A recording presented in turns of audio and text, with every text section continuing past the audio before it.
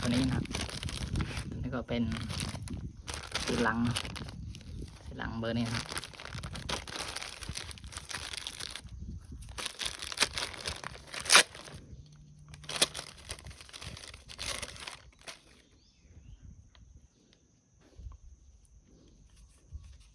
ก็จะใช้จระบีก็ได้นะครับหรือว่าน้ำมันเครื่องก็ได้นะทาไปที่ตัวของซีนก่อนนะครับเพื่อไม่ให้ซีนมันเสียหายนะ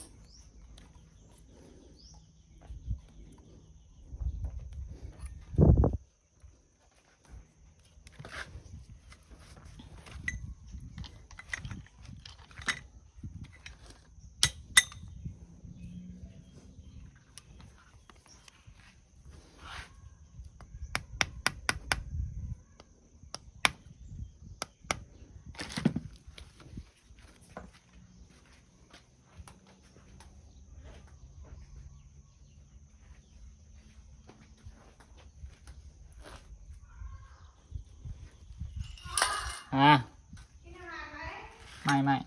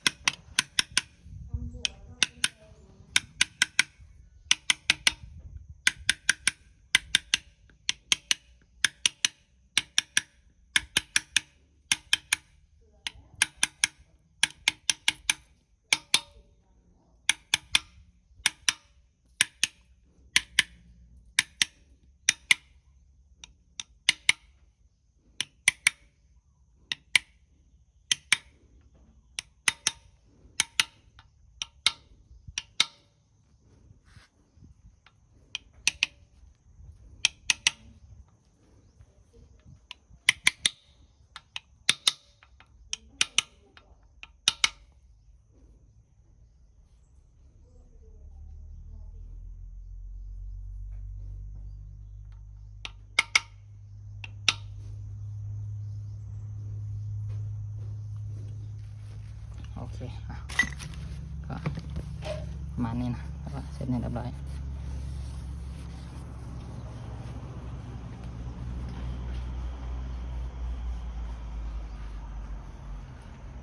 จากนั้นก็เดี๋ยวประกอบ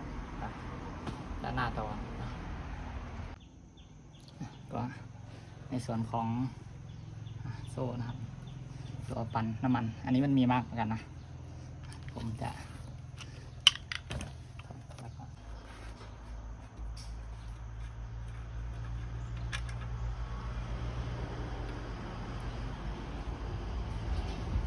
มีรอยบักเห็นไหมนะครับรอยบักที่มันบักกันข้างบนนะรอยบักแล้วก็เอาตัวนี้ให้มันตรงกับรอยบักรอยบักปุ๊บนี่ซึ่งนะครับตัวนี้มันจะมีมาร์กอยู่ข้างล่างนะครับแล้วโซ่นั่นนะครึ่งหนึ่งพอดีเลยนะครับโซ่มาร์กบนมาร์กล่างนะก็ข้างบนครับข้างบนก็จะมีมาร์กก็ใส่เข้าไปให้มันตรงเขาเมาขนาดล่างดีนะฮะ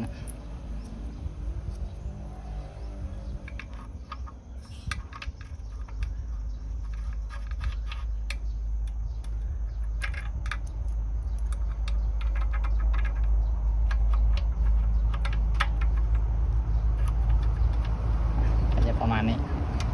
ก็นี่นะก็จะลงล็อกพอดีนะครับตัวนี้นะครับตัวนี้มีค่าปอนด์อยู่ที่30 นิวตันเมตรใส่ไปก่อนโอเค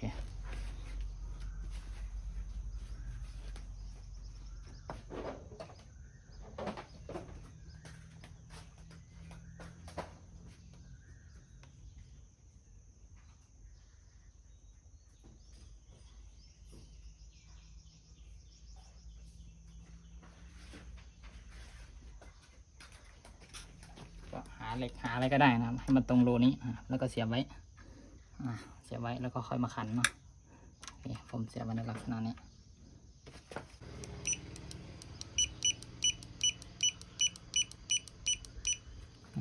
30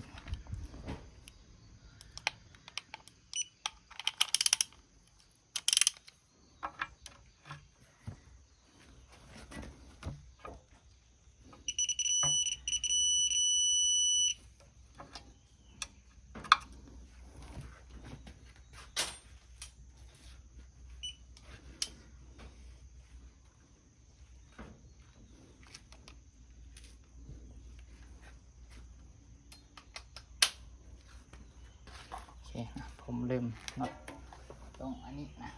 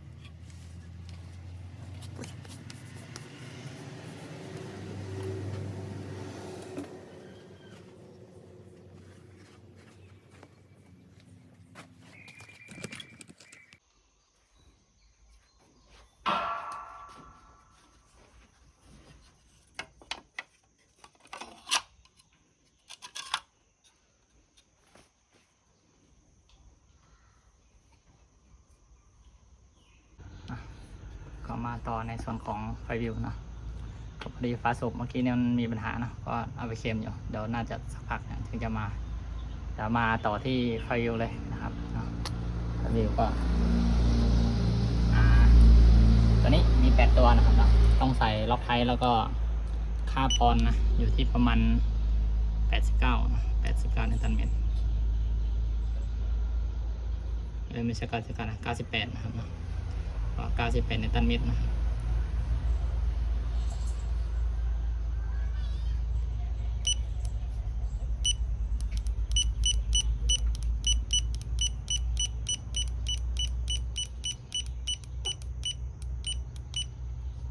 โอเคเดี๋ยว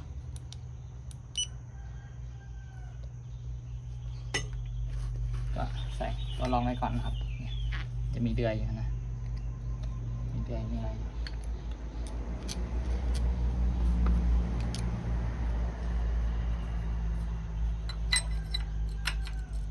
มาหนึ่ง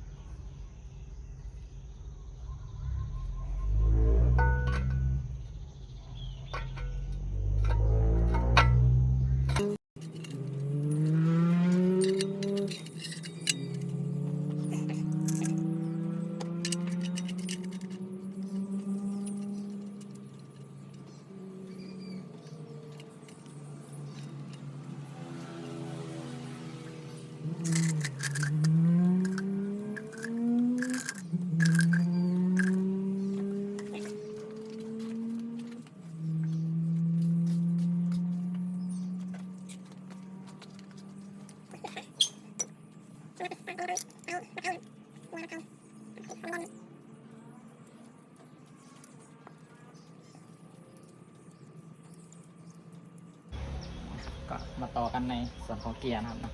เดี๋ยวผมเปลี่ยนซีนเกียร์นะตรงรุ่นนี้ว่าโอเคนะก็นะตรงรุ่นนะเป็นซีนเกียร์นะครับแล้วก็ถอดของเกียร์มาสะอาดสักหน่อยนะแล้วก็มีซีนนะครับตัวของซีนจะมีซีนหน้าเกียร์เนาะซีนหน้าเกียร์แล้วก็จะมีซีนเผาขับนะซีนเผาขับซ้ายขวานะครับซีนเผาขับอันนี้เป็นเสื้อซ่อมปั๊มพาวเวอร์นะ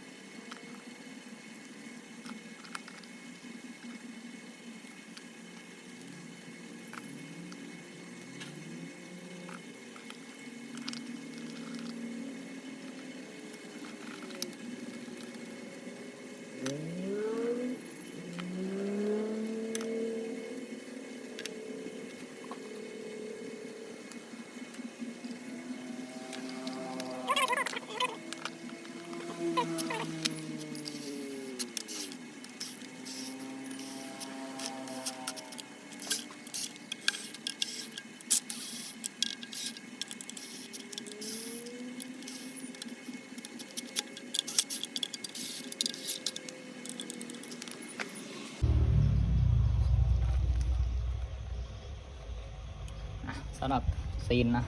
เนี่ยซีนคอหมูเนี่ยอันนี้ถ้าเราไม่เปลี่ยนนะแต่มันน้ำมันเกียร์แล้วมันก็หกเดี๋ยวเราเปลี่ยนไปเลยทีเดียวเดี๋ยวตรงนี้น่าจะตรงนะคิดว่านะ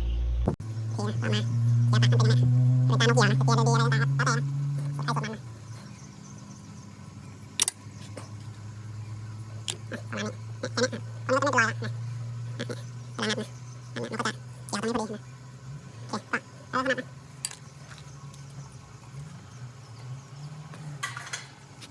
ทำความสะอาดสักหน่อยอ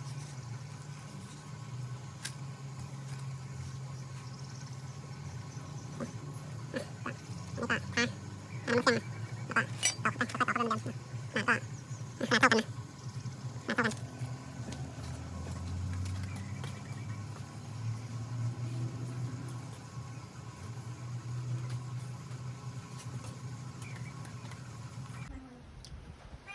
ก็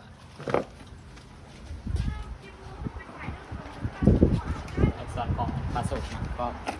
ออกมาทำความสะอาดวาล์วแล้วก็เปลี่ยนยางตีวาล์วนะอันนี้ยางเก่านะยางใหม่นะก็ขนาดก็จะของเก่านะก็ถ้าไม่เปลี่ยนก็จะทำให้กินน้ำมันเครื่องนะโอเคอันนี้ผมถอดออกมาเรียบร้อยแล้วนะก็เดี๋ยวเบื้องต้นผมใส่วาล์วเข้าไปนะเราก็จะใส่ยางตีวาล์วทีหลังนะครับนะโอเคโอ้โหเบาๆนะครับ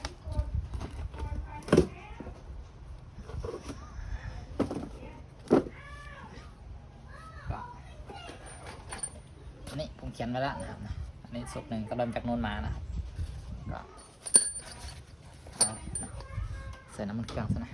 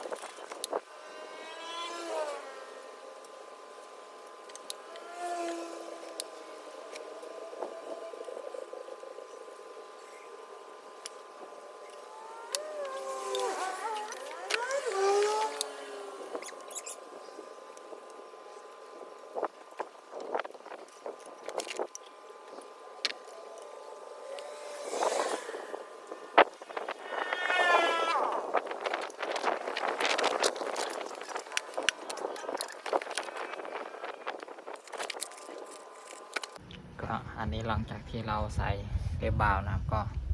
ตรวจสอบความเรียบร้อยนะครับของเลบาวเนาะว่ามี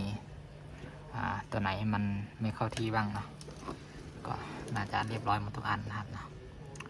ก่อนในผมก็ถอดฝามาแล้วเนาะที่ผมเปลี่ยนยางตีนวาล์วนะก็เลยช้าหน่อยนะครับก็โอเคที่เหลือก็ประกอบกับฝาสูบนะครับก็ในส่วนของเกล็ดฝาสูบเนาะผมก็ทำความสะอาดสลักเพื่อไม่มีคราบน้ำมันเนาะครับขี้ดินนะครับติดนะก็ทาสแลกนะครับสแลก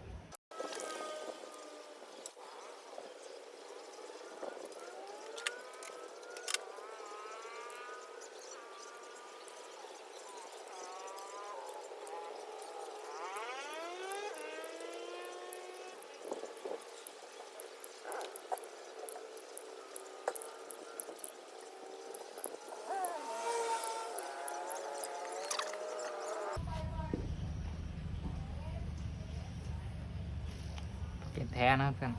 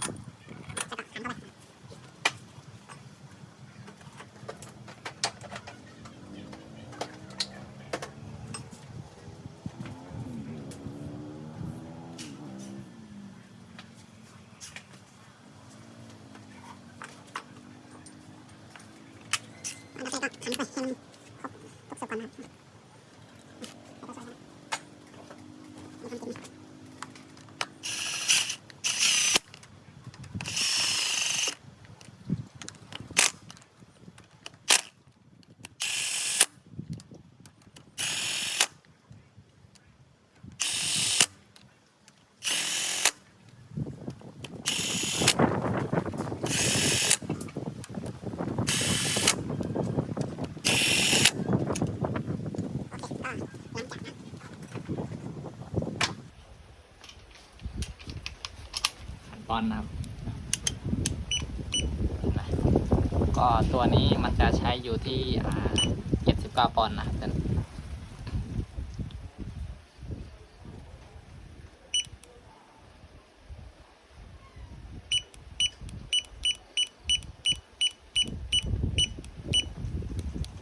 โอเคเนี่ยนะ79 ปอนด์ครับก็กล้องก็มีสั่นๆหน่อยนะโอเคได้ไหมเนาะดาบนี่ครับเก็บพันนะก็โอเคก็เอาเลยนะ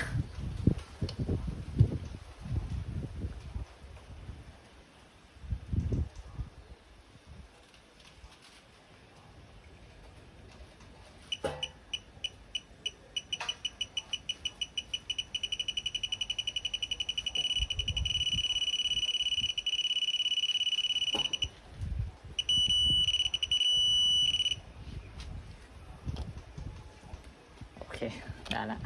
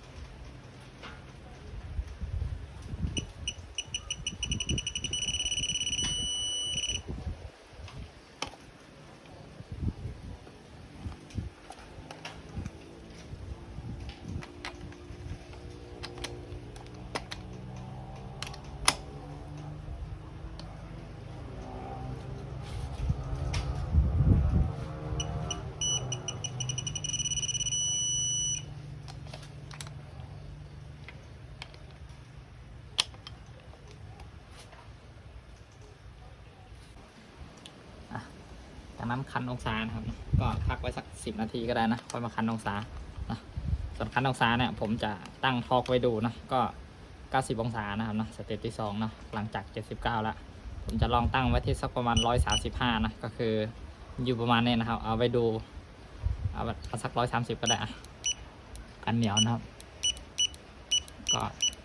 เอาไปดูว่าน็อตมันรูดไหมนะมันเสียไหมบางทีเราขันนะครับโอเคผมดูไว้130ครับก็เอาไปดูเฉยนะครับเช็คความเรียบร้อยนะอันนี้ต้องพักสัก10 นาทีนะป้องกันไม่ให้น็อตมันเครียดนะครับก็ขันจากตัวนี้นะครับไปที่ด้านข้างเครื่องเนาะ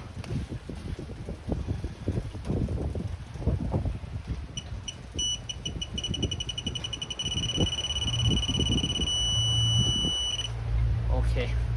ก็ตัวนี้อยู่ที่132นะเพื่อน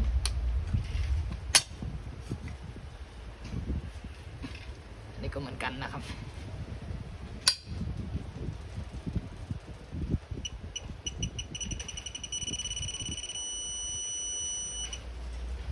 ก็132เหมือนกันนะก็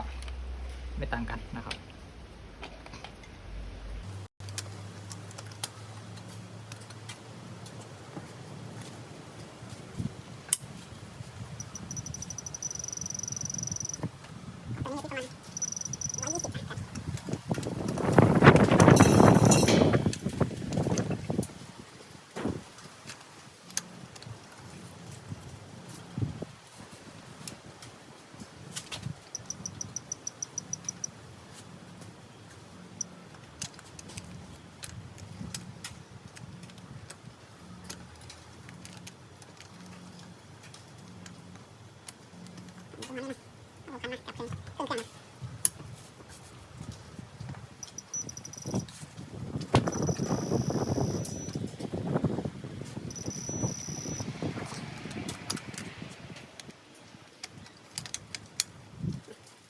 ส่วนใหญ่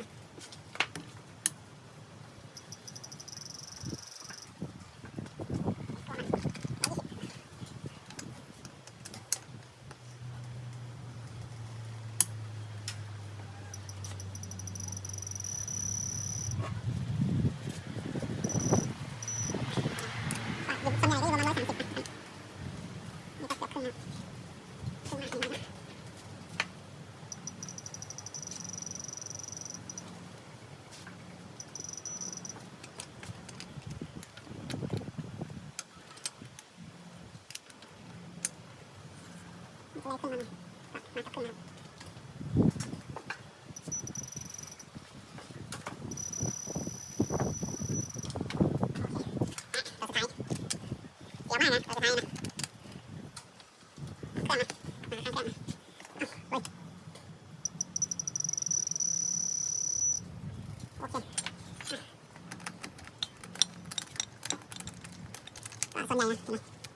อยู่ประมาณ130 องศาไอ้130 องศาเนี่ยโอเคนะเป็นหัวจีบ12 เศษนะเบอร์ 12นะโอเคนะครับทีเดียวก็ใส่ถ้วยวาล์วนะใส่ถ้วยวาล์วใส่แคมแล้วก็ใส่โซ่นะครับจากนั้นก็ขอบเครื่องลงไปนะครับเดี๋ยวผมจะวัดกำลังอัดนะตอนนี้กำลังแบกนะแบกแอร์นะแบกข้ามแอร์ก็ผมไว้ข้ามแอร์สักหน่อยครับเสร็จระบบแล้วก็เติมน้ำยาเข้าสักนิดนึงแล้วก็วัดกำลังอัดนะหลังจากที่ผมวางเครื่องไปนะว่ากำลังอัดมันจะอยู่ที่เท่าไหร่นะครับผมไปข้ามแอร์สักหน่อยนึงนะลง30แล้วนะนี่สูบที่1นะครับก็อยู่ที่ประมาณ150นะครับนี่สูบที่2นะครับก็เกือบ175นะครับนี่สูบที่3นะครับก็อยู่ประมาณ150นะครับก็อันนี้สูบที่4นะครับอยู่ประมาณ150กว่าๆนะครับโอเคก็ประมาณนี้ถือว่าใช้ได้นะครับจากนั้นก็ใส่หัวเทียนนะครับใส่หัวเทียนเข้าไปนะแล้วก็ขันด้วยลังวิท19 นิวตันเมตรนะครับก็โอเคครับหลังจากที่ก็สตาร์ทนะครับก็นี่นะสภาพเครื่องนะครับเรียบร้อยนี่จะดังนิดนึงนะพอดีน็อตต่างไอเสียขาดไป1 ตัวนะครับตรงตีนตรงนั้นนะเดี๋ยวหามาใส่ทีหลังนะครับมีแรงดันหลุดรอดออกมานะเดี๋ยวก็ปกติครับเครื่องนิ่งๆเดินเรียบๆอันนี้ผมเติมน้ำยาให้นะก็ให้แรงดันอยู่ประมาณสักเกือบ200นะครับเป็นประมาณนี้อันนี้เขาแม่ปกตินะครับแล้วก็จะน้ำยาเป็นสับในที่เดียวนะครับจะค่อยไปปรับจูนอะไรต่างๆอีกทีนึงนะครับเครื่องก็เดินเรียบๆเลยนะครับสำหรับใครที่ชื่นชอบนะครับก็ลองทำดูนะครับลองแกะเล่นดูนะครับด้วยตัวเองที่บ้านเนาะผมก็ช่างบ้านๆนะครับลื้อเล่นเพราะว่ารถเองมันเสียนะก็จะเป็นต้องลื้อนะสุดท้ายก็จะมีจะได้นะครับก็เดี๋ยวก็น่าจะไม่มีอะไรแล้วล่ะก็ให้น้ำยาก็วิ่งปกติละเช็คความเรียบร้อยน้ำมันเครื่องน้ำมันเกียร์อะไรต่างๆนะครับโอเคนะครับจะใส่ปลากระพงแล้วก็ไปลองวิ่งดูนะครับโอเคอันนี้เสร็จเรียบร้อยมาแล้วครับเรามาฟังเสียงเครื่องสตาร์ทตอนเช้ากันเนาะ